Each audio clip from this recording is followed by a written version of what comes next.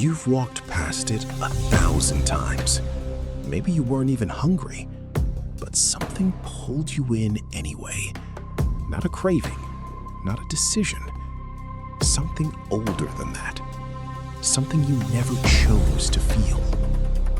What if the most powerful manipulation in human history doesn't happen in a boardroom or a laboratory or a government building, but under two colors hanging above a parking lot on the side of a highway? Think about the last time you saw those arches. Not inside, before you were inside. You were driving or walking, maybe tired, maybe distracted, and then something in you shifted. A low, almost imperceptible pull. A warmth. A familiarity so deep, it almost felt like memory. You probably called it hunger. It wasn't. In 1940, two brothers opened a small burger stand in San Bernardino, California. By the time the machine that replaced them was finished, it would become the most visited commercial destination in the history of human civilization. Over 69 million people every single day. More than the population of France. More than the population of the United Kingdom. Every single day. And almost none of them understand why they're really there. The answer begins before you touch a door handle, before you smell anything, before a single word is exchanged. It begins the moment your eyes register two specific wavelengths of light, red and yellow. And the scientists who study what happens next call it the silent salesman. Red is not a color your brain processes neutrally. It is a biological alarm. Elevated heart rate, sharpened attention, a spike in cortisol so subtle you will never feel it consciously, but it is there.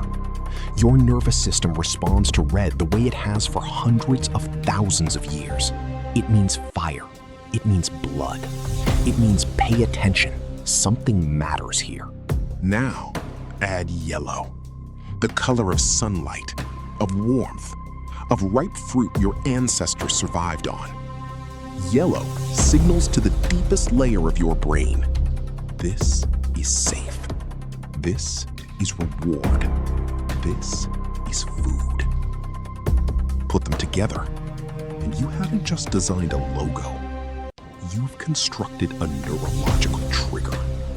A key, precision cut to fit a lock that evolution built into the human brain long before language existed.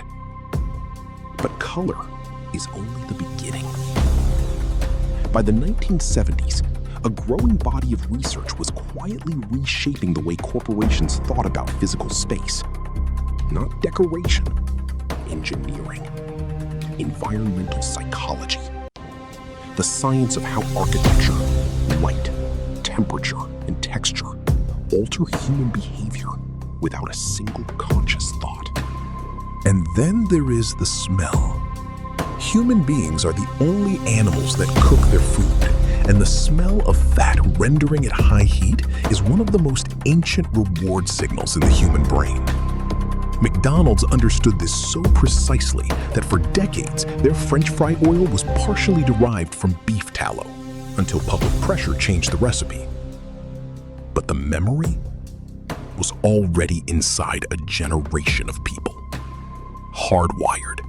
So profound that even synthetic versions of that aroma could unlock nostalgia powerful enough to override rational thought. There's a term for it in behavioral science: olfactory priming. The scent hits you before the image does, before the menu does, before the price does. And by the time you're standing at a counter, the part of your brain that makes slow, considered decisions has already been outpaced by the part that makes fast, emotional ones. Here is what makes this disturbing. It isn't one thing. It's never one thing. It's the color, that triggers the nervous system. Then the architecture that controls your body. Then the smell that unlocks your memory.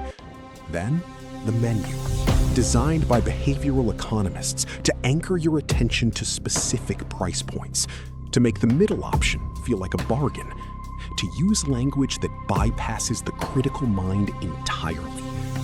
Value, happy, golden, home. Each layer invisible on its own. Together, a system so complete, so elegantly interlocking, that a person can walk in with no intention of spending money and walk out having spent it, feeling satisfied, and never once suspect that satisfaction was manufactured. This is what the industry calls choice architecture, the arrangement of an environment to guide behavior toward a predetermined outcome while preserving the illusion of free will. You chose the meal. You chose to stop. You chose to walk through the door. Did you? Or were the conditions for that choice assembled around you, layer by layer, long before you arrived? The colors placed at the precise height for highway visibility. The location selected by corporate geographers who study traffic patterns and human fatigue. The smell exhaled into the parking lot by ventilation systems positioned not by accident, but by design.